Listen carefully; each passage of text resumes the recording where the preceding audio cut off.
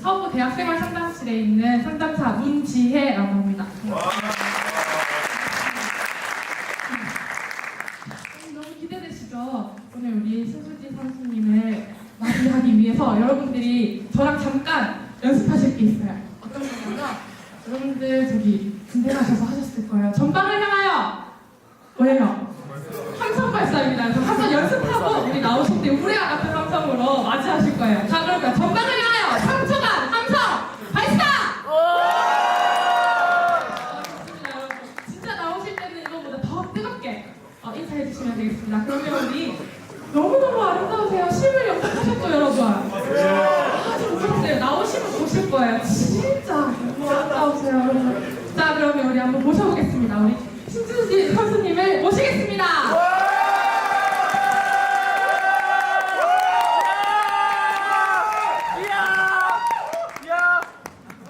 와 이쁘다! 너무 예쁘죠? 와!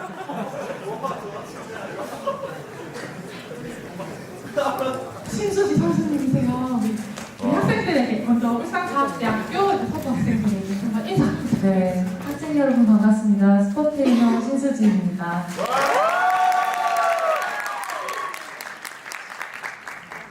너무 예쁘시죠? 그래서 우리가 오늘 신수님과 함께 여러 가지 얘기를 나눠볼 텐데요. 먼저 소개하실 때 아까 스포테이너라고 하셨어요. 스포테이너라는 단어를 여러분 아세요? 제가 이번에 이제 만나게 된 자에서 열심히 찾아보니까 스포테이너라는 단어가 나와서 한번 찾아봤더니 스포츠, 선수 겸 그다음에 여러 가지 엔터테인먼트를 겸하는 분들, 인기가 있으신 셀럽분들을 스포테이너라고 하더라고요. 그래서 오늘도 셀럽이신 분과 함께 할 텐데요. 우리 이제 스포테이너이신 선수님, 또 전 국가대표 선수였어요. 국가대표 태극마트를 다신 분들인데 여기 보면 영상에 리듬 체조 아름다운 게 나왔어요. 리듬 체조를 시작하게 된 계기를 한번 들어보고 싶습니다. 네. 일단 제가 어릴 때부터 조금 유별나긴 했는데요. 엄지발가락 하나로 막 걸어다니고 문지방 기울하고 그래서 주변에서 운동을 시켜야 된다는 권유를 많이 받았었어요. 근데 제 아빠가 고등학생 때까지 기계체조 선수로 활약을 하셨었는데 그러다 보니까 이제 제가 운동하는 걸 더 반대를 하셨었죠. 그래서 제가 우연찮게 TV에서 리듬체조 중계를 보게 됐는데 리본이라는 종목이 너무 아름다워서 그걸 하겠다고 케이크 이렇게 사는 있는 빨간 천 있잖아요. 그걸 막대기에 달고 3년을 졸랐어요. 그래서 초등학교 저년 때부터 졸라서 4학년 말 때 좀 늦은 시작을 하게 됐어요. 4학년 말, 초등학교. 네. 4학년 말에 늦게 시작을 하셨고 그 끈이 우리 포장끈 말씀하신 네, 거예요? 맞아요. 아, 그걸 막대기에 달아서 이렇게 하셨구나. 네. 여러분, 그러시구나. 그래서 리듬 체조를 시작하셨고 아까 영상에 보니까 코치님이 막 꾹꾹 막 진짜 누르시고 막 이렇게 막 저으시고 하시더라고요. 네. 훈련이 진짜 좀 강도가 엄청 셌을 것 같던데 네. 혹시 훈련하실 때는 어떻게? 이게 보기에는 굉장히 좀 화려해 보이지만 연습이 진짜 고돼요. 이게 또 종목 중에서 가장 연습 시간이 길어요. 어떻게 보면 저희가 하루에 13시간 정도 훈련을 하는데요. 3시간. 네, 이게 이제 시합하기 전에 3시간 전부터 와서 워밍업을 하고 또 이제 4종목의 있잖아요. 그 하루 동안 다 치러야 되기 때문에 한 종목에 출전해서 완전 2시간 이상도 걸릴 때가 있어서 기본 체력이 받쳐져야 되기 때문에 연습량이 많은 거거든요. 그래서 이제 저희는 또 코어 운동이라서 워밍업으로 잇몸을 일으키기도 하루에 최소 1000개씩 매일 해요. 몸이 이렇게 척해요. 네. 또 나는 네, 이제 체조 외에 뭐 현대무용이라던가 재즈나 발레가 기본이 되어 있어야지 또 이런 표현력이 나올 수 있어서 그 틈틈이 다 병행해서 하다 보니까 하루에 13시간 훈련량을 소화할 수밖에 없어요. 저는 유연성만 기르는 운동만 하는 줄 알았는데 네. 또 체조를 겸해서 댄스도 해야 되고 네. 그러니까 이게 또 유연성을 만들어도 그걸 쥐고 있을 힘이 있어야 되기 때문에 힘 운동 굉장히 많이 하는 편이에요. 네. 면허 척해 하실 수 있으세요? 감사합니다. 못하시죠? 근데 이 간열이 손목으로 처음에 어떻게 하셨을 때 진짜 상상이 사실은 잘 안 돼요. 네. 대단하신데요. 자, 그래서 이렇게 보면은 사실 훈련이 아까 되게 고되다고 하셨잖아요. 네. 13시간씩의 운동을 하시고 네. 하루에 4종목이니까 다 하루에 다 치러야 되고 네네네. 대기도 사실 몸을 풀어놨는데 대기 시간이 오래 걸리면은 네, 그러니까 몸이 굳었다가 다시 풀었다 하게 되면 기량이 안 나와서 굳지 않게 계속 움직여야 돼요. 되게 좀, 네, 많이 힘들죠. 대기 시간이라는 게 없이 계속 매트 밖에서 뛰고 있기 때문에 네, 그런 것들이 굉장히 어렵기도 해요. 네. 저희 되게 앞에서의 화려한 부분만 네. 계속 보게 되니까 네. 뒤에서 그렇게 13시간의 운동을 하고 계시는 건 사실은 몰랐어요. 그래서 대단하시구나. 그러면은 이 리듬 체조라는 것 자체만의 운동의 강도는 혹시 그러니까 체조를 정말 쉬지 않고 13시간을 하는 것도 맞지만 이게 또 저희가 순간 근력을 많이 쓰기 때문에 그런 와중에도 또 유산소잖아요. 그래서 무산소와 유산소를 같이 훈련을 계속해서 진짜 체육관도 저희가 그 축구 경기장 400m 트랙을 50바퀴씩 뛰기도 하고 네. 되게 오래 걸려요. 그 트랙 선이 나중에 올라와서 저를 때리는 것 같이 어지러울 때도 있는데 좀 훈련량이 많은 편이고 그렇기 때문에 지금의 제가 있는 거라 생각하고 네, 소중하게 생각하고 있습니다. 그러면 리듬 체조 선수 당시에 네. 목표라고 할까요? 꿈이 있다면 어떤 거였어요? 근데 이게 저는 처음부터 막연하게 올림픽에 대한 꿈을 꾸지는 않았었어요. 왜냐면 올림픽을 우리나라에서 아직 자력을 출전한 역사가 없었기 때문에 올림픽은 모두가 좀 불가능이라고 생각했던 무대예요. 근데 처음에는 제가 팀의 막내로 들어가면서 우리 팀의 언니들을 이겨보겠다 그런 꿈을 갖고 언니들이 뭐 탑을 한 바퀴 돌면 저 3바퀴 돌 때까지 집에 안 가고 약간 그런 승부욕으로 시작이 되어서 나가서 중등부에서 1등하겠다 우리나라를 대표한 국가대표가 되겠다 그다음 세계대회에 가보겠다 그리고 나서 올림픽을 가겠다 이렇게 좀 순차적으로 저는 목표를 세운 편이었거든요. 초등학교 4학년 때 시작을 하시면서 네. 그때부터 이 언니가 한 바퀴 돌면 난 3바퀴를 돌아야겠다 네. 이런 마음을 그때부터 좀 품으신 거예요? 네 맞아요. 시작부터 되게 강한 마음을 가지고 시작을 하셨네요. 네 그렇죠. 또 선생님을 잘 만난 것도 있어서 네 안에 있는 포텐셜을 진짜 끄집어내셨거든요. 네. 그래서 4학년 때 시작하셔서 이 언니들을 이겨야겠다.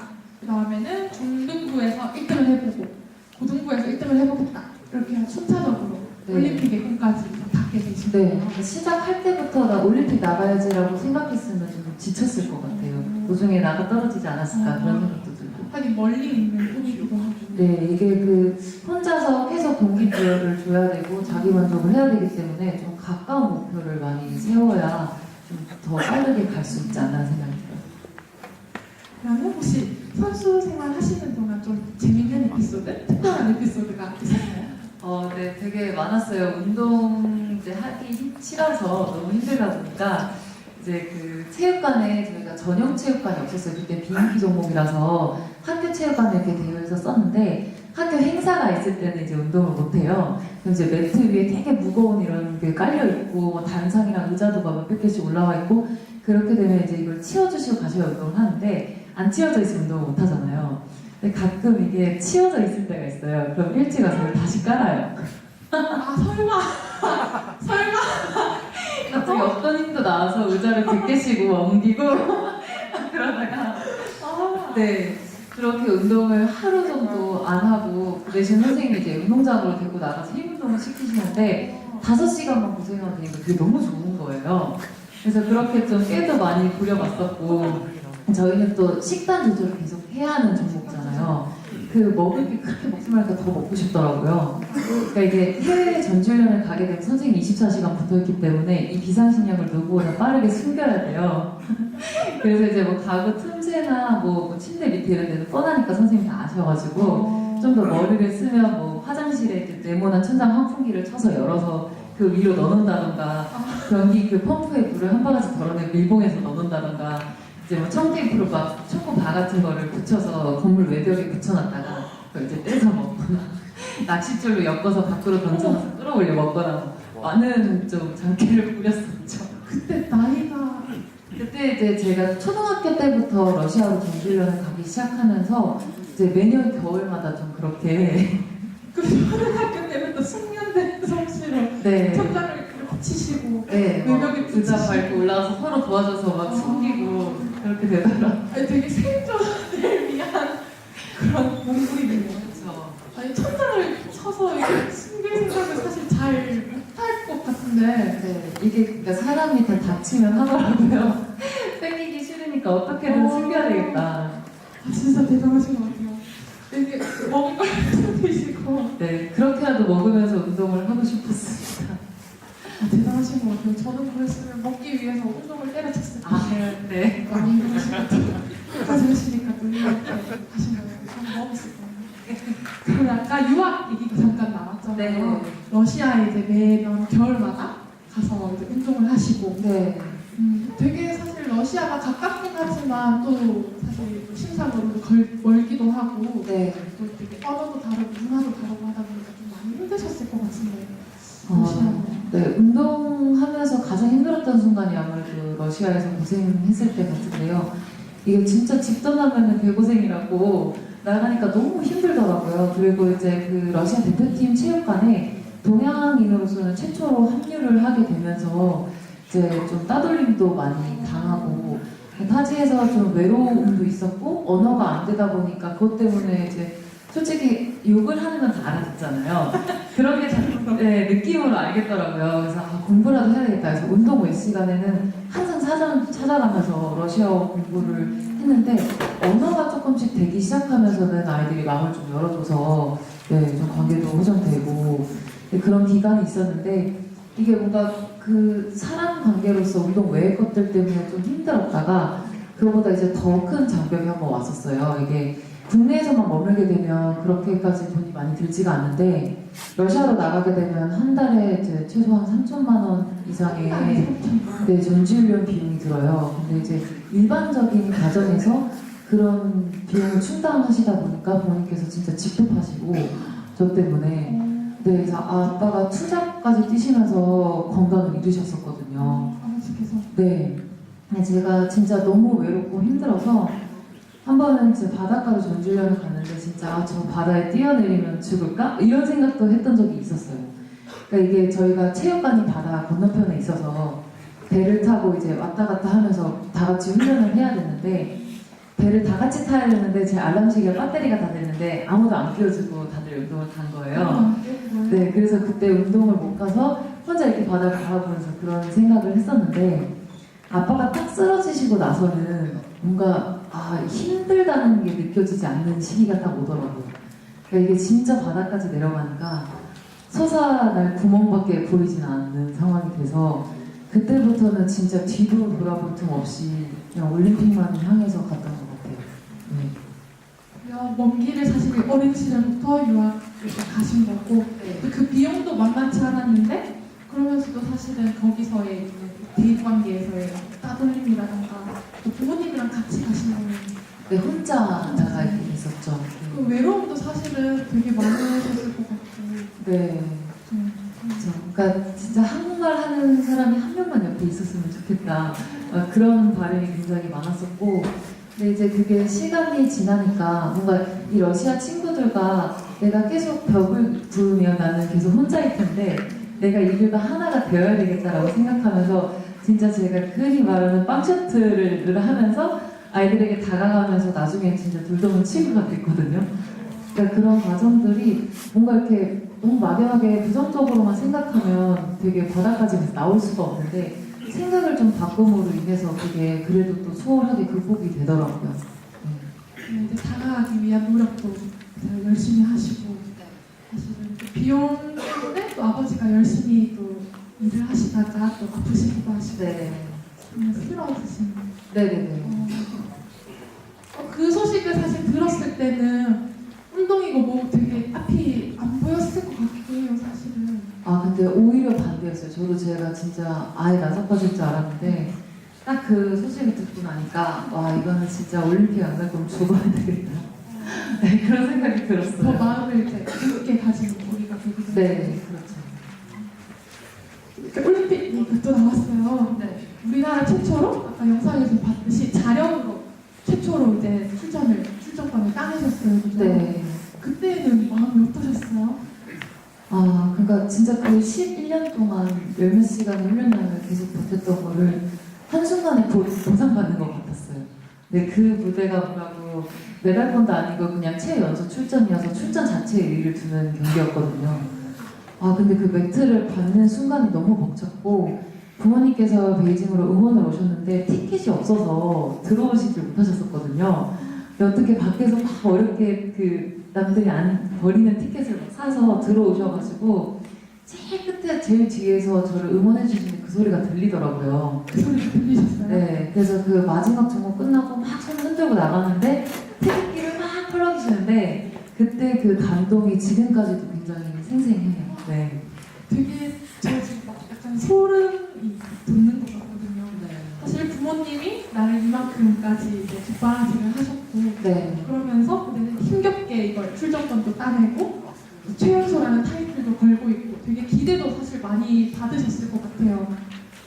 그래서 부모님도 오셨는데 되게 어렵게 들어오시고 그러고 나서 이제 끝나고 경기를 딱 끝나고 아버지 어머니께서 막 태극기 휘날리면서 우리 딸 열심히 했다 이렇게 하셨을 때 진짜 그 마음이 되게 벅찼을 것 같아요.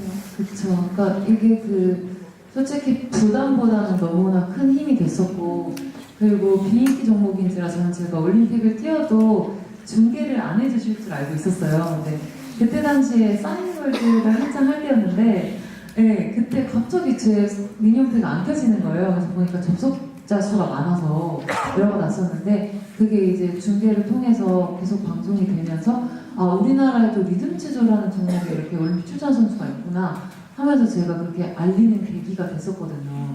그래서 저 때는 굉장히 열악한 환경에서 운동을 했었고 또 영하의 추위 속에서 겨울에는 운동을 해야 돼요. 그게 체육관이 저희가 기구를 한 4, 5층 높이까지 던지기 때문에 굉장히 높고 넓은데 그렇게 하루 따뜻하게 운동하려다 보면 난방비도 진짜 만만치가 않은 거예요. 그러다 보니까 그냥 영하에서 타이즈 하나 입고 운동을 하면 매년 겨울마다 발뼈에 금이 가서 항상 기부스를 하는 시즌이었었거든요.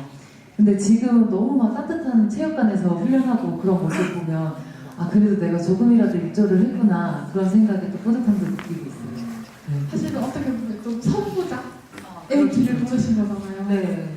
내가 할 때는 비록 좀 춥게 하고 있지만 네. 내가 이제 알리고 나서는 내 후배들은 또 따뜻한 곳에서 뼈 금가지 않고 네. 했을 거. 네. 그 되게 뿌듯하실 것 같아요. 지금 이제 보고 나시면. 네, 그렇죠. 근데 제 앞에 그런 분이 한 번만 있었다면 저도 좀 편하게 갔을 텐데 이런 생각도 드네요. 저좀 많이 편하게 할 수 있었을 텐데. 네. 그러면은 되게 사실은 이제 출전도 하시고 그때는 출전에 의의를 두셨다고 하셨지만 네. 이제 운동을 하시다 보면은 결과물에 대한 욕심이 또 생길 수밖에 없잖아요. 네. 처음 입상하셨던 순간 기억이 나시나요?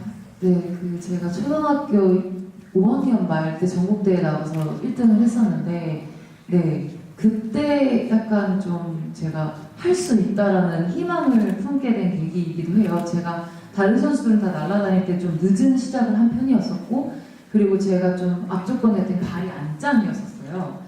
그래서 그 발을 돌리기 위해서 매일 그 잘 때 쇠고랑처럼 이 신발을 신고 발을 돌려서 묶어서 자는 기계가 있었는데 그거를 매일같이 하고 자느라 새벽마다 마비가 왔었거든요. 그렇게 1년을 노력하면서 발을 이제 돌리고 그런 과정들이 있었기 때문에 아 역시 하면 되는구나. 그러니까 제가 만약에 그냥 타고나서 편하게 운동을 했더라면 그런 마음을 못 가졌을 텐데 너무나 아무것도 없는 상태에서 거기까지 갔기 때문에 아 노력으로 다 된다. 네 그런 생각을 가지면서부터는 조금 더 좀 제가 자신감을 갖게 됐던 것 같아요. 네. 사실 운동만 해도 되게 벅차고 힘들었을 텐데 13시간씩 하시고 하셨으니까. 네. 근데 또 밤에는 다리를 교정하는 작업을 또 계속해서 네. 했어야 돼요. 네. 사실 다리를 강제로 이렇게 안으로 넣거나 벌리거나 이렇게 되기 때문에 피가 안 통하게 되잖아요. 네네. 그래서 마비가 와요. 그러면 새벽에 소리를 막 지르면은 부모님 오셔가지고 풀고서는 다리를 막 주물러주고 풀리면 또 다시 튀우고 이렇게 계속 반복을 했었거든요. 네. 여기 보니까 이제 대단한 승수지 선수 위에는 또 이제 부드 굳은 다짐의 부모님이 또 계시네요. 맞아요. 그러니까 그때 엄마가 좀 저를 한 번이라도 감싸줬더라면 제가 이 자리에 못 왔을 것 같아요. 그때 뭐 이제 열이 가끔씩 뭐 38도까지 날 때도 있고 하면 보통 다른 선수 같은 경우에는 우리 애 못 보낼 것 같다 이렇게 전화를 해주시는데 엄마는 저를 때려서 먼저 보내줬거든요. 네. 근데 그렇게 해서 가서 운동을 또 해서 땀 흘리다 보면 그 열이 또 내리고 네. 그러니까 진짜 그게 참 정말 극한이었고 헝그리였기 때문에 제가 여기까지 갔다. 네. 여러분 지금까지 일단은 들으셨잖아요. 예. 어떻게 지내오신 것 같아요? 되게 우리가 보는 건 화려한 모습만 보잖아요. 아까 리본 되게 예쁘게 하시고 공봉 예쁘게 돌리시고 이런 모습만 봤는데 또 그 뒤에 또 헝그리 정신이랑 또 독하신 또 부모님, 스파르타 훈련, 또 코치님, 또 어린 시절부터 방학마다 또 쉬고 친구들하고 노는 게 아니라 외국에 홀로 가서 또 거기서 또 약간의 외로움을 겪으시고 이런 힘든 과정이 다 어떻게 보면 좀 숨어 있었네요. 네. 그래서 학교 친구가 제가 없어요. 그래서 이렇게 학부생들 보면 되게 부럽고 그래요. 네. 그러시구나. 운동만 열심히 하셔야 되고. 네. 그리고 이제 뭐 수련회나 OT 뭐 이런 걸 가게 되면 거기서 살이 찌잖아요. 그러니까 선생님이 한 번도 보내주신 적이 없어요. 진짜 운동도 안 쉬어주시고 제가 올림픽 끝나고 딱 이틀 쉰 게 가장 오래 쉰 날이었었거든요. 이틀. 네. 저희 방학이 막 2달 이틀. 이렇게 힘들게 운동을 하시고 네. 연습을 하셨는데 이제 국가대표로 발탁되는 순간이 딱 오게 되잖아요. 네. 그때가 생생할 것 같아요. 어떠세요? 이게 진짜 그냥 매번 시합을 뛰는 입장이지만 태극마크를 달고 나간다는 그 자체가 마음가짐이 많이 달라요. 네. 그리고 또 뭔가 이제 나라를 대표하니까 모범이 되어야 되겠다 그런 생각도 들고 근데 그게 중압감보다는 오히려 좀 용기와 힘이 되는 그런 태극마크더라고요. 네. 태극마크를 저는 바라보지는 못하잖아요. 네. 근데 옛날에 패딩 점퍼를 크게 샀는데 거기 태극마크가 달려있었거든요. 네. 저는 그것만 되게 좀 약간의 기분이 좋더라고요. 네. 기분이 좋았는데 이제 진짜 나라에서 달아주면 태극마크를 딱 달고 운동을 시작하고 또 이제 경기에 나가고 했을 때는 아까 말했듯이 중압감이 오히려 적고 이제 도전과 용기 그런 게 더 맞아요. 네. 그게 오히려 반대로 다가왔었어요. 네. 되게 힘이 됐을 것 같아요. 그죠? 국가대표 태극마크. 그쵸. 그리고 저희가 태릉에는 입촌을 못하는 종목이었었거든요. 올림픽을 나간 적이 없어서. 그랬는데 제가 2008년 베이징 올림픽을 치르고 이제 인터뷰에서 리듬체조 전용 체육관이 없어서 좀 힘들다 그런 인터뷰를 했던 걸 총장님께서 보시고 저희가 2009년부터 입촌을 해서 지금 계속 선수촌에 들어가 있거든요. 네, 그래서 그런 점들도 진짜 많이 좋아지고 있구나 그런 생각이 들어요. 되게 뿌듯했을 것 같아요. 사실 태릉이라는 게 좀 상징적인 곳이잖아요. 그렇죠, 그렇죠. 거기 밥도 되게 잘 네, 밥이 많이 유명하더라고요. 예, 제가 봤거든요. 밥도 되게 잘 나오더라고요. 네. 종류별로 있었어요. 맞아요. 그래서 선생님이랑 같이 있을 때는 이제 새 모임만큼 먹고 천천히 먹다가 나가시고 나면 다시 가서 받아야죠. 되게 굶주림과의 전쟁도 좀 강했네요, 진짜. 네, 그래서 제가 지금 은퇴하고 한 9kg 정도 쪘는데 9kg 찌시는데. 네, 제가 먹을 걸 너무 좋아해서 9kg 찌신 거 네, 저는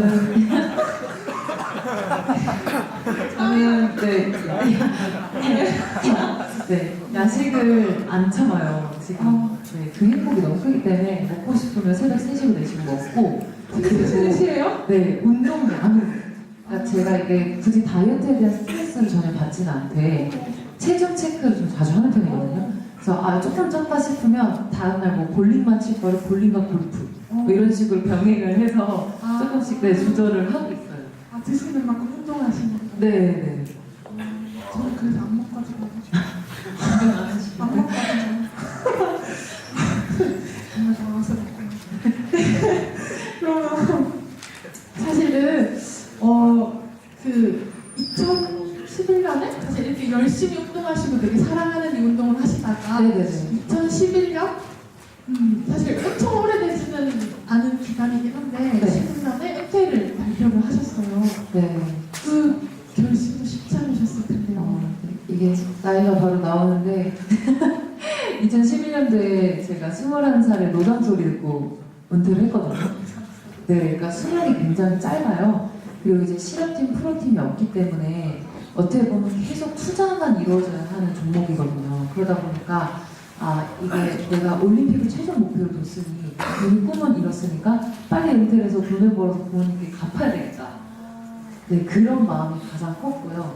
그리고 이제 계속된 부상도 있었기 때문에 이제 할 만큼 했다, 미련이 없다, 네, 그런 생각이 들어서 은퇴를 하게 됐죠. 네. 네, 내가 최종 목표로 한 것을 나는 이루었고 네. 그 이후에 그러니까 프로팀, 실업팀이 없는 거네요, 국내에. 네, 그렇죠. 그럼 이제 내가 다른 거를 찾아봐야겠다라는 네. 결심을 하신 거고. 네네네. 그때 결심했을 때 주변 반응은 혹시 그러니까 왜 더 뛰지 그러면 더 할 수 있지 않냐 이렇게 했는데 저는 빨리 돈 벌어야 된다. 이제 그런 마음을 컸어요. 네, 너무 부모님 고생하시고 하니까 그래서 은퇴를 막상 딱 되게 힘있게 했지만 뭘 해야 될지 엄청 막연한 거예요. 하루에 16시간 동안 운동하던 것도 없어지고 그리고 계속 그 올림픽만 향해서 막 달려오던 것들이 아무것도 없어지니까 하루하루가 너무 무료하고 무슨 꿈을 꿔야 할지 모르겠고 어디서부터 다시 시작해야 될지 모르겠고 근데 저도 진짜 방황의 시기가 있었어요. 그래서 막 친구들이랑 막 놀러도 다녀보고 먹을 것도 막 양껏 먹어보고 진짜 뭐 PT 자격증도 따보고 사회인 여자 야구단 들어가서 야구도 6개월 해보고 네, 뭐 농구 스킬 트레이닝도 받아보고 정말 많은 것들을 체험했는데 그런데도 뭔가 이렇게 채워지지 않는 공허함이 있더라고요.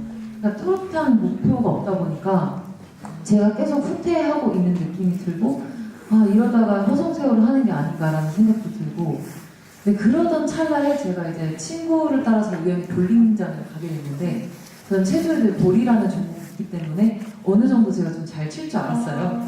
그랬는데 진짜 첫날은 계속 겉으로 가고 막 50 정도 못 치니까 사람들이 저를 팀에 안 뽑으려고 막 되게 구멍 같은 존재가 폭탄이었어요. 네, 폭탄이 되니까 그게 그렇게 운동선수로서 자존심이 상하더라고요. 계속 잘나고 하는데 핀이 머릿속에 떠다니고 맞아요. 네, 그래서 제가 그 다음 날부터 계속 볼링장 오픈 30분 전에 가서 마감까지 하루에 30게임을 매일 쳤어요. 30개. 네, 여성분들 보통 2게임 치시면 막 알백이시잖아요. 그래서 제가 30게임을 30개. 네, 매일매일 쳐서 한 달을 치니까 에버리지는 한 180점까지 오르는데 200점대를 치지 못하는 게 전문적인 가르침이 없어서 그렇구나. 그래서 제가 이제 프로님을 찾아가게 돼서 좀 제자로 받아달라 했더니 이야기는 목표가 있어야 된다. 그러면 10개월 뒤에 프로 테스트가 있으니까 그때까지 포기하지 않는다는 내가 널 제자로 받아주겠다 이렇게 된 거예요. 그래서 그때는 너무 이게 하고 싶으니까 무조건 하겠다. 그렇게 됐죠. 근데 이게 남들 몇 년 준비해야 되는 과정을 또 10개월에 압축해서 가야 되다 보니까 너무 힘든 거예요. 그래가지고 막 그 무리된 훈련량을 하다 보니까 막 관절염도 걸리고 막 염증도 생겨서 매일 소염제 먹고 연습을 하고 네, 그런 과정이 있었는데 처음에는 그냥 테스트 봐서 떨어지면 말아야 되겠다 그런 생각을 했는데 갑자기 이게 막 기사화가 된 거예요. 도전한다. 네. 그래서 이거 떨어지면 안 되겠는데? 그런 생각이 들면서는 진짜 그때도 그냥 뒤는 쳐다볼 시간이 없었어요. 여기서 매일매일 연습하고 해서 진짜 운이 좋게 딱 합격을 하게 돼서 지금 이제 프로 데뷔 4년 차가 됐거든요. 10개월을 준비하시고 네. 프로 데뷔를 하시게 된 거네요. 네. 프로 데뷔는 혹시 뭐 몇 점을 넘어야겠다 이런 기준이 네. 프로 기준이 있어요. 근데 이게 게임 수가 굉장히 많아서 힘든데 남자 같은 경우는 하루에 15게임씩 이틀을 쳐서 30게임 합산으로 합격을 하면 일주일 뒤에 또다시 이틀을 30게임을 쳐서 그 에버가 200이 나와야 네, 합격을 해요. 네, 그러다 보니까 굉장히 어려운데 그 200점이라는 점수가 올 프레임을 다 커버를 해도 180점대밖에 안 나오거든요. 그러니까 못해도 스트라이크가 연속으로 더블이나 터키 이상 있어야 되고 오픈한 프레임이 없어야 200점대가 나와요. 그러니까 굉장히 어려운 점수예요. 저는 저 볼링을 좋아하는데 치면 그냥 보통은 게임 아니면 새 게임 이렇게 치거든요. 그쵸, 그쵸. 보통. 하루에 30게임을 그렇게 쭉쭉쭉 막 치시고 나서 네. 사실 몸도 되게 아작이 나는데 네. 그 아작난 몸을 또 10개월 동안 이끌고 가셔서 네. 시험도 거의 2주 동안 그러면 치시는 거예요. 네네, 그렇죠. 준비해서 가는 건데. 네, 그런 게 있었어요. 체조를 했기 때문에 뭐 유연하고 체력이 좋아서 연습량을 버틸 수 있었는데 너무 유연해서 안 좋았던 것도 있었어요. 너무 유연해서. 네. 그러니까 이게 그 왼발은 파울라인 앞에 멈추는데 오른발이 넘어가서 찍어가지고 막 파울라인 넘어가고. 아 몸이 너무 유연하다 보니까. 네네네. 막 그런 것도 안 잡히고 또 이게 직업병 때문에 이렇게 왼손을 좀 멋있게 들어야 되는데 자꾸 막 이렇게 드는 거예요. 선이 네, 자꾸 막 이러면서 들어서 선생님한테 손을 정말 많이 맞았어요. 그런 과정들이, 그러니까 어쨌든 계속 쓰던 근육을 다르게 써야 되니까 맞아요. 그런 것들이 굉장히 어려웠던 것 같아요. 네. 사실 볼링을 이렇게 치시면 되게 재미있으실 거잖아요. 네. 이제 신진희 씨가 생각하시는 볼링의 매력이 있다면 어떤 거예요? 일단은 그러니까 좀 체조라고 한다면 뭔가 전문적으로 선수할 사람만 해야 되고 뭐 몇 년 동안 해야지 기술을 할 수 있고 좀 그런 어려움이 있잖아요. 근데 볼링은 누구나 가서 남녀노소가 다 즐길 수 있고 또 진짜 재밌는 게 성대결이 가능해요. 여자가 남자를 이길 수 있는 종목이기도 하기 때문에 그래서 이제 다들 막 한 번 빠지면 막 헤어나올 수가 없는데 그리고 이제 실내 스포츠다 보니까 계절의 영향도 받지 않고 그냥 바로 몸만 가서 볼이랑 신발 입고 네. 좀 자유롭게 즐길 수 있는 종목이지 않나. 그리고 저는 제가 체조보다는 또 볼링이 좀 잘 맞는 것 같아요. 제가 조금 파워풀한 그런 스타일인데 네, 그렇게 아름다움보다는 막 핀 꽉꽉 깨지고 막 그런 스트라이크 소리가 희열을 느끼고 그런 걸 보니까 이런 매력이 있구나. 네. 그 되게 소리가 시원하잖아요. 콱 때. 네. 탁 넘어가고 하는 그 소리들이 네. 또 매력이 있고 하니까 그런 매력이 있어요. 볼링 되게 좀 이렇게 얘기를 나누다 보니까 목표를 정하면 그거를 위해서 되게 열심히 하시는 스타일이신 것 같아요. 네, 그러니까 저도 제가 많은 것들을 도전해봤지만 아니다 싶은 거는 누구보다 빠르게 발을 빼요. 정말 답답하다. 그런 강단도 있으시고요. 네, 근데 이거를 하겠다 싶은 거는 진짜 앞뒤 안 가리는 것 같고 그리고 이게 제가 원하는 목표에 가려면 남들보다 2배 이상 하지 않으면 안 되더라고요. 그러니까 이게 제가 경험에서 나오다 보니까 무조건 저는 연습량으로 가자. 네, 그런 케이스다 보니까 제가 막 열심히 했는데 안 됐다 싶으면 연습이 부족했구나. 더 하자. 근데 그렇게 되면 또 운동이 참 고마운 게 굉장히 정직해요. 한 만큼 또 나와주거든요. 네, 그러다 보니까 계속 저를 채찍질 해가면서 또 이제 목표 지점에 도달했을 때 당근도 먹고 약간 그런 식으로 계속 끊임없이 달릴 수 있는 종목인 것 같아요. 그리고 어릴 적부터 선수로 이렇게 자라오시면서 네. 내가 하니까 되더라 하는 경험도 있으셨을 것 같고 네. 지금도 볼링을 이제 프로로 이렇게 이제 선수 생활 하시면서도 연습량을 남들보다 2배씩 늘리니까 되더라 하는 이 성공 경험들이 있으시니까 또 네네, 그렇죠. 보시고 하시고 네네네. 두려워할 필요가 없더라고요. 그리고 그냥 도전한다는 그 자체가 성공이니까 내가 이걸 시작해봤다는 것 자체가 의미가 있는 거잖아요. 그러니까 그게 뭐 설령 목표한 지점에 닿지 않았더라도 거기서 얻는 또 교훈이 있기 때문에 그렇게 계속된 도전을 통해서 내가 계속 발전된다면 어느 순간 원하는 위치에 가 있지 않을까라는 생각이 들어요. 그러면 도전 자체도 그 연습 자체도 도전이 경험이 그렇죠. 그로 인해서 또 꿈을 꿀 수 있으니까 그런 것들이 참 좋은 것 같아요. 혹시 그때는 뭐 처음 시작할 때 50 이렇게 하셨는데 요즘은 뭐 어떻게 에버리지가? 저는 이제 에버 200에서 210 그 정도 왔다 갔다 하고 있어요. 네. 200 여러분들은 몇 점 치세요? 볼링 치신 경험 있으신 분들 있으시고 그래도 엄청 많지는 않은데 네. 이 중에서 나 좀 친다 하시는 분 있으세요? 한 치니까 80은 넘더라. 80은 좀 있으시고요. 있으시고 90 넘더라. 90도 있으시고 100 100도 꽤 많으시네요. 있으시고 한 120? 120도 있으시네요. 다들 실력들이 꽤 있으시구나. 나는 나 좀 자신 있게 말할 수 있다 하시는 분. 120 이상에 여기 얼마? 180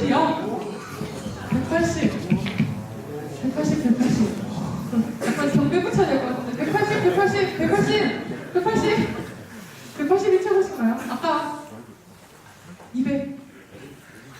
아니신가요? 아 대단하시다. 저 최고 점수가 156 이렇게 해가지고 진짜 잘 치셨다. 그때 터키했었거든요. 해가지고 되게 즐거운 경험이 있는데 여러분들은 볼링 좋아하세요? 좋아하죠. 되게 재밌잖아요, 그죠? 실내에서 아무나 또 친구들이랑 할 수도 있고 또 옆 코트에 옆 레인에 이제 또 모르는 분들이랑 같이 이렇게 서기도 하고 또 그런 재미도 있고 한데 그쵸. 그렇죠. 그러니까 제가 이제 많은 아마추어 분들도 막 티칭도 하고 다 같이 어울려서 치고 하면서 정말 어머니뻘 되시는 분들도 되게 많으셨는데 이렇게 볼링을 치다 보니까 완전 친구가 돼 있는 거예요. 그래서 아 볼링이 이래서 또 이렇게 인기가 많구나. 요즘 굉장히 붐이 많이 일었잖아요. 그 가족이나 뭐 이제 회사에서 회식 대신에 맞아. 가서 치는 경우도 많고 그래서 그런 것도 참 좋아 보이더라고요. 네. 시간이 거의 다 돼가고 있어요. 네. 좀 질문을 이제 마지막으로 드려보고 싶은데 우리가 지금까지 1시간 좀 넘게 얘기를 계속하면서 도전이라는 거에 대해서 계속 얘기를 하고 있어요. 네. 신수지 씨께 도전이라는 거는 사실은 좀 부담일 수도 있고 스트레스가 조금 될 수도 있는 것들이잖아요. 네. 그러면 도전이라는 것은 좀 어떤 의미이신지. 저는 근데 도전이 제 삶의 동기부여 같은 존재이기 때문에, 네. 그러니까 제가 아무것도 없는 밑바닥에서부터 배워가고 익혀가고 이렇게 성장해 나가는 과정이 저는 너무 짜릿해요. 네. 그래서 그런 성취감 때문에 계속된 도전을 하게 되는 것 같고, 그리고 요즘은 또 120세 시대인데, 네. 얼마나 인생이 길어요. 네. 근데 많은 것들을 충분히 즐기고 누릴 수 있는 시간이 있어서 그냥 두려워하지 마시고 용기 내서 다 해보셨으면 좋겠어요. 네. 도전은 동기부여인 네. 거고 그렇게 하면서 이제 성취감을 얻게 되고 네. 거기서 얻는 책임감을 가지고 앞으로 더 나아갈 수 있는 네. 거네요. 네. 그러니까 제가 이제 제 에피소드는 아니지만 그 이제 야구 선수 박찬호 선수 있잖아요. 그 선수 네 이야기를 들었었는데 이제 그 장문의 이메일 한번 받은 적이 있으시네요. 네, 어떤 기업의 회장님이신데 예전에 이제 기업을 이끄시다가 부도를 얻어서 정말 바닥까지 망했었대요. 그래서 자살을 해야 되겠다. 그래가지고 막 물에 뛰어내리려고 갔는데 그때 당시 그 박찬호 선수가 메이저 경기를 한참 뛸 때였거든요. 그 경기가 너무 보고 싶더래요. 그래서 오늘 경기만 보고 죽어야 되겠다. 그래서 다시 집으로 돌아오셨대요. 근데 경기를 보는데 너무 못하더래요. 너무 화가 나가지고 네, 나 그냥 내일 한 번 더 보고 죽어야 되겠다. 그렇게 해서 일주일을 못 죽으셨대요.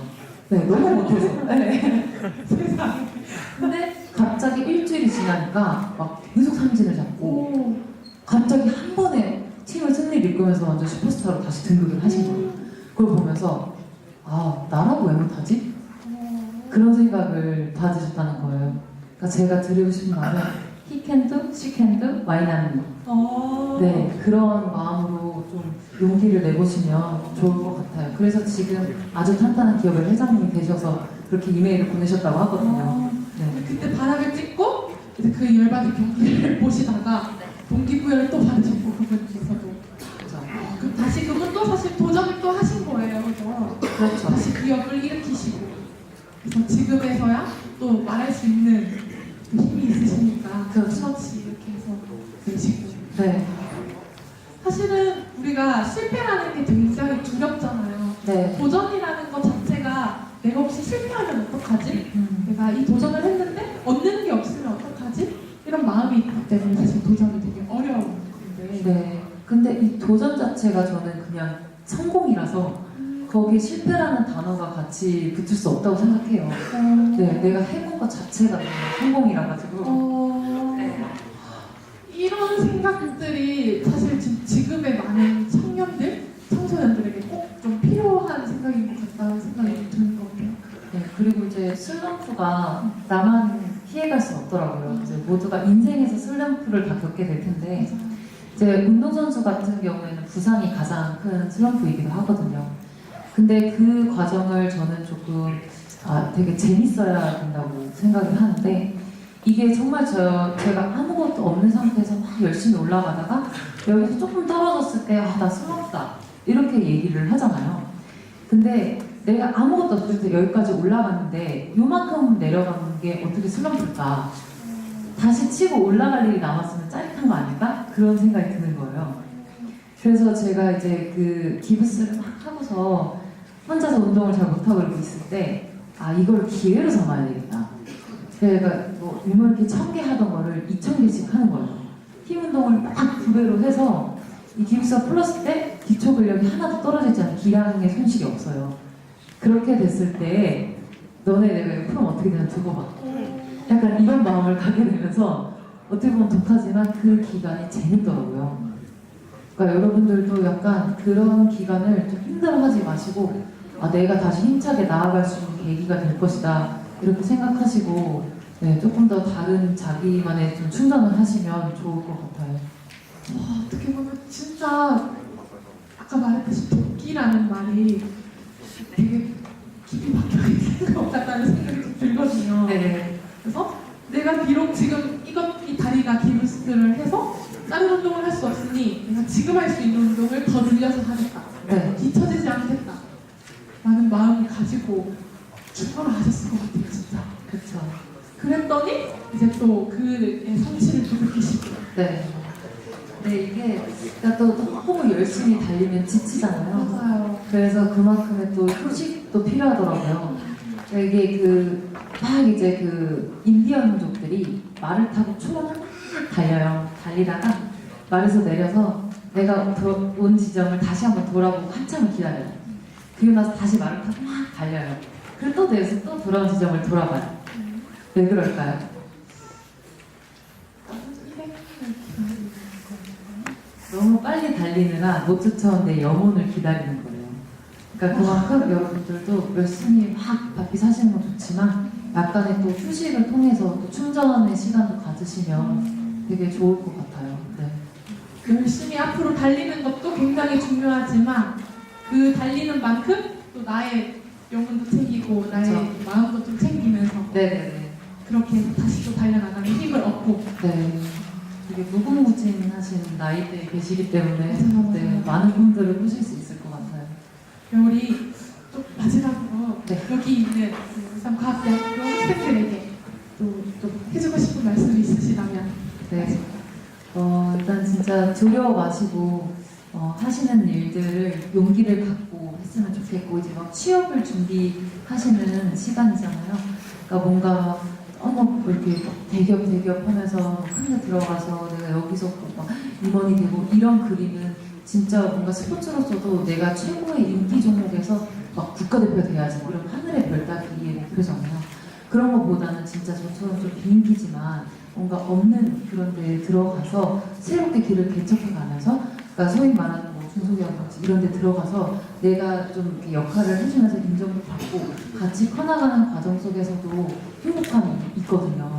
그래서 그렇게 해서 좀 너무 이렇게 막 욕심내지 마시고 다양한 길을 좀 보면서 가셨으면 좋겠어요. 또 운동도 하셔서 건강도 챙기시면 좋겠습니다. 이 시간쯤에 와서 아까 우리 입장할 때 쓰셨던 Q&A 있거든요. 네. 학생들이 직접 이렇게 썼어요. 네네. 궁금한 게 있어서 그거를 이 시간에 한번 나눠보려고 하는데 네. 곧 올 거예요.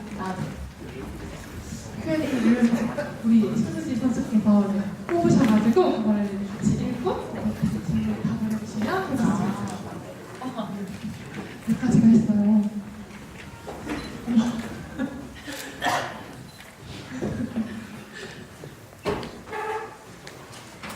마음에 드시는 분 있으세요?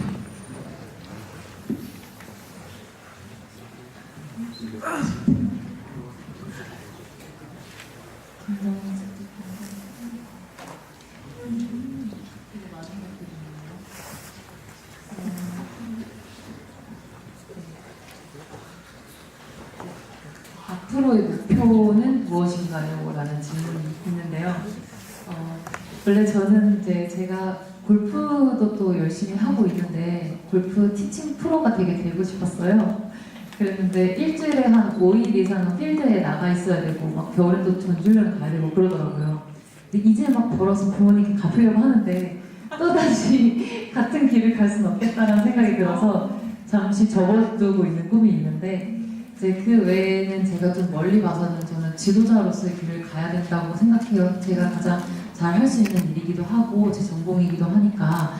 근데 지금은 이제 또 너무 한 곳에만 오래 있었으니까 다양한 걸 즐기고 싶어서 방송도 이렇게 열심히 하고 있고 나중에는 이제 지도자의 길을 걷지 않을까라는 생각이 듭니다. 근데 지도자라면 믿음 제도. 네. 찾아보니까 또 해설위원이라고도 또 직함이 아, 들어있더라고요. 네. 그 이제 손현재 선수 리우 올림픽 때 제가 리우에서 해설을 했었고요. 그리고 아시안 게임도 해설을 하고 있고, 그리고 이제 체조 자선 캠프도 얼마 전에 운영을 했었고, 네. 그래서 좀 많은 이제 여아들이 성장기 때 하면 몸매가 진짜 예뻐지는 효과가 있거든요. 그래서 그거를 좀 이제 전문 선수만이 아니라 좀 대중적인 스포츠로 만들고 싶은 마음에 네, 계획하 있습니다. 네. 또 하나의 목표가 또 그렇게 있으시네요. 네. 최종으로는 또 지도자가 되고 싶은 마음도 있으시고. 네. 또 다른 걸로 또 뽑아보시나요? 그래서 어떠세요? 이쁘신데 미모 유지의 비결이 뭔가요? 너무 이쁘시죠? 이 누가 쓰셨어요? 이 훌륭하신 분. 미모 유지 누가 쓰셨어요? 부끄러우신가 보다. 그쵸? 어떻게 되세요? 미모 유지의 비결? 뭐랄까. 네, 저는 그냥 운동을 열심히 하는 게 네, 가장 좀 빛나는 순간인 것 같아요. 제가 뭐 다른 때보다 운동복 입고 운동할 때가 좀 가장 매력 어필이 되는 시간이 아닐까라고 생각합니다. 네. 할 수 없겠네요. 운동도 하고 싶어서. 그럼 또 어떤 걸 한번 찾아볼까요?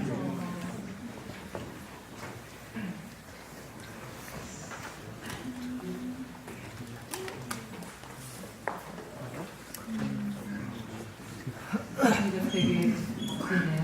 훈련 시절 훈련 끝나고 주로 뭐 하셨나요? 훈련 끝나고 네. 이게 뭔가 되게 기대를 하실 수도 있겠지만 정말 아무것도 없었어요.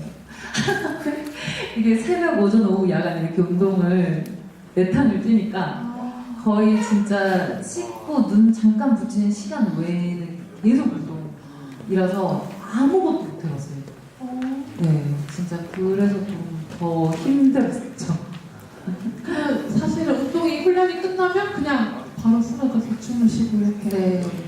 그래서 진짜 음악을 많이 들었어요, 저는. 이게 그 타지에서 막 따돌림 당하고 할 때도 혼자 막 바닷가 걸으면서 음악 듣고 엄청 큰 소리 따라 부르면서 울기도 하고 그렇게 되면 또 충전이 되더라고요. 그렇게 해서 좀 그런 시간들이 있었지, 네, 다른 무언가를 해보지는 못했어요.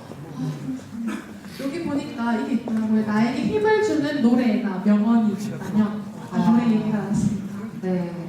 일단 진짜 제가 그냥 명언이라고 한다면 진짜 왜 나는 안 돼? 다 할 수 있어. 약간 그런 와이강기처럼. 네, 그런 마음이 제일 좀 힘이 되고요. 그 노래는 제가 뭐 거위의 꿈이나 옛날 노래지만 그런 것들을 진짜 많이 들었었어요. 그리고 이제 대학교 시절에는 소녀시대의 힘내 막 이런 노래 좀 들으면서 네, 많이 좀 치유를 받았던 것 같아요. 네. 주로 이제 힘을 내자, 날아보자 이런 네, 노래들을 들으시고. 내가 계속 긍정적으로 막 생각하고, 네, 이게 진짜 막 더 이상 못하겠어서 막 나가 떨어질 것 같을 때, 아, 나 못해 하면 진짜 못하는데, 아, 한번 해볼까 하고 일어나면 또 되거든요. 그래서, 아, 그 생각의 차이가 이렇게 크구나. 네, 그 느낌이 진짜 대단하신 것 같아요. 독하죠. 네. 네, 우리 마지막으로 하나만 더 뽑아볼게요.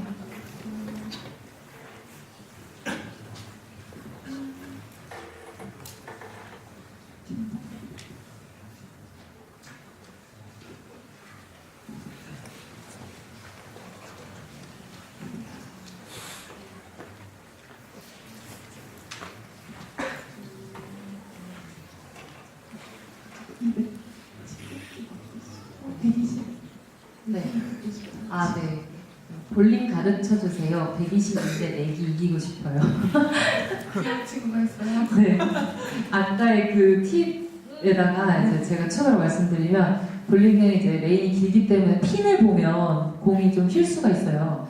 그래서 그 이제 바닥에 보면 그 삼각형으로 된 에이밍 스팟이라고 7개의 점이 이렇게 있는데 오른손잡이는 보통 오른쪽에서 3번째 스파트를 주로 사용해요. 2-3번째. 네, 그래서 그 스파트를 기준으로 거기만 지난다고 생각하고 치시면 되고 그리고 볼링이 약간 반비례하게 움직이거든요. 그러니까 제가 스파트를 기준점으로 두고 있기 때문에 오른쪽에 있는 핀을 칠 때는 내가 몸을 왼쪽으로 가서 치고 왼쪽에 남은 핀을 칠 때는 그 스파트를 기준으로 내가 오른쪽으로 이동해서 치면 네, 쉬워요. 이게 오른쪽 남았다 오른쪽 가서 치고 왼쪽 남았다 왼쪽 가서 치는 게 아니고 이렇게 반비례하게 움직이는 방법이 있어요. 스파트를 기준으로.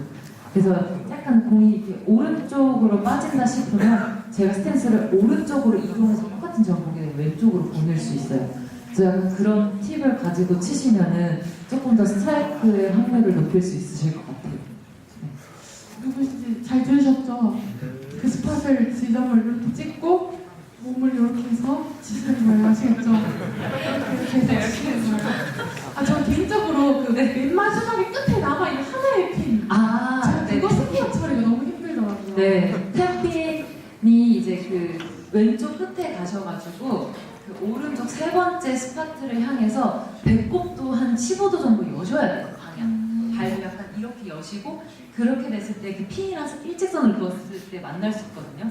그래서 그 상태로 힘있게 보내주시면 갈 수 있는데 뭔가 내가 왼쪽 끝에 있다고 해서 그쪽에 안 갈다가 팔을 밖으로 빼게 되면 또랑으로 빠져요. 그래서 스윙은 항상 오른쪽 눈앞으로 해서 스파트를 기준으로 보낸다는 느낌으로 가시면 좀 조금 그 수월하게 잡으세요. 일직선. 공은 일직선으로 날리고 내 몸은 여기로. 네, 몸은 살짝 사선으로 열어주시면 제가 한번 성공을 해보도록 하겠습니다. 네. 자, 그러면은 우리가 지금까지 이렇게 얘기를 나눠봤어요. 지금까지 들어주신 여러분들도 다 감사하고 지금까지 또 열심히 여러분들에게 도전을 알려주시고 또 성공을 하는 비법 또 열심히 도전해주는 짜릿함을 열심히 알려주신 우리 승수지 선수님께 박수 한번